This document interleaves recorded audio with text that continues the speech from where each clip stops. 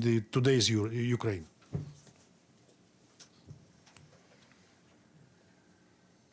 Thank you very much, Mr. Ambassador. A follow-up on Russia's calling it an existential threat if Ukraine were to join NATO. Russia is already neighboring NATO countries, so why would Ukraine becoming another NATO country make it more of an existential threat than it already is in your eyes? And secondly, there has been a lot of talk by European leaders about how Russia's invasion, aggression on Ukraine is going to change the European security architecture, not just today, but for decades to come. I wonder if you could comment on your reaction to that. Thank you. Yes, we are neighboring NATO countries, and that was the result of cheating by our Western partners who at a time when the Berlin Wall collapsed, and at the time of the reunification of Germany, were telling us that they would not move beyond borders of the former GDR. And our naive leadership at that time, Gorbachev and Shevardnadze, opted to believe them about it. Now our Western partners are vehemently denying that there was any of such, I wouldn't call it even commitments or pledges, even promises. But documents revealed tell us that that was the case. And again, the naive Soviet leadership believed in it. Now we are ripening the fruit of this naivete. And having indeed NATO countries at our borders. And we know that, you know that, that the NATO infrastructure is moving towards Russian borders as we speak. That they are conducting exercises right on the border of the Russian Federation. We've been offering NATO to come to an agreement to move our troops, even for the exercises, at a certain distance, not to provoke each other. And that appeal has been addressed to NATO a long time ago, to which it never reacted. I remember the last conversation between Lavrov and Stoltenberg here in New York at the high-level segment of the General Assembly in 2021, when at repeated reminders by Lavrov to Stoltenberg about that issue, he was evading the question. He was simply evading the question, as NATO did, and all the countries did. The presence of NATO infrastructure around our borders and in the close proximity to it, of course, it is a threat to us, which is geopolitical. That's why we offered to the USA and NATO to engage in serious dialogue on security guarantees. That offer was made as early as recently as I think October, November this year. We sent our proposals in that regard, which included expansion of NATO, non-placement of weapons close to our borders, and moving NATO back to where it was in 1997. Which would be, in our view, a fair solution and would bring us to the state of the security architecture, which would be beneficial for all the participants. But we received a reply which basically denied all our ideas in that regard. We were told that any country has a right to choose their allies freely, of course, meaning Ukraine first of all. But as we said, they are forgetting about another thing which to which they committed in the OSCE summits on the indivisibility of security, which says that security of one country cannot be reached at the expense of the security of the other, and that was a commitment, not just a paragraph in a joint statement. Russian invasion to change European security architecture.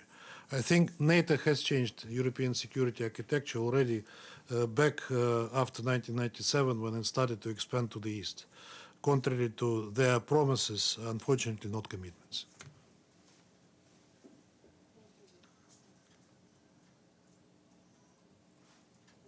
Could you switch on the mic, please? Sorry. Thank you, Ambassador. Camilla Berglund reporting for Norwegian media, VG. The war is costing more and more civilian life. Today you have bombed Kharkiv and there has been several explosions in Kiev. What are you doing to prevent civilian casualties during your war on Ukraine? I already said that the reports that are dubbed credible may not be credible at all. We have regular briefings by our Ministry of Defense, which maintains that we are not targeting civilian objects in Ukraine, nor the cities as such. So these reports about bombing of Kharkiv or explosions in Kiev should be verified. We strongly doubt, given the number of fakes that are spreading these days about the issue, as I told you. Explosions in Kiev is not true, because if there are any explosions, these are in the suburbs of Kiev, as far as I know, and they refer to the military infrastructure that the Russian armed forces are targeting. But we have reporters on ground reporting that there are Russian bombings in Kiev. So in Kiev, I do not have this information. We saw some footages of buildings partly destroyed, but it was then said and confirmed by our military that it was not our missiles, but either a plane of Ukraine or a wrong missile that went into that building. We didn't bomb residential areas of Kiev. Thank you so much, Ambassador. I'm Katsujiro Inoguchi, Japanese TV Asahi. So you say this is a military operation, not a war. So when and how do you end this operation? And is there a scenario where you would use nuclear weapons? How do we end the operation? I said what President Putin said on it. As soon as we have understanding from the Ukrainian authorities that they are prepared to demilitarize it and to denazify, if I may use that kind of a verb in English, that'll be a step towards the end of it. On the use of nuclear weapons, God forbid it, but President Putin ordered to put our nuclear force on high alert because we saw some disturbing statements from NATO leaders in that regard in relation to Russia. So that is a kind of deterrence that we're exercising. Thank you, Ambassador, for this. We noticed recently that Kuwait supported the draft resolution condemning Russia. Lebanon condemned Russia, but the UAE abstained on that very draft resolution. And the UAE is just taking up the presidency of the Security Council. What do you expect from UAE and the Arab countries regarding this this crisis, and is Russia going to respond to the latest step by the U.S. by expelling 12 diplomats? Thank you. What we expect from the UAE during their presidency, we expect that the UAE will uphold the integrity of the office of the presidency, and that it will conduct it in a smooth way and according to. We know that UAE has a strong diplomatic school, and we know their staff, and I'm sure that they will do it. Hopefully with flying colors in the present circumstances. What was the last question? Are we going to respond? How is Russia going to respond to the expel? Well, I'm sure that the response will follow, because it's a diplomatic practice which provides for a tit for tat. It's not our choice. We didn't initiate it, and I think that the answer will be given, but it's not for me to decide.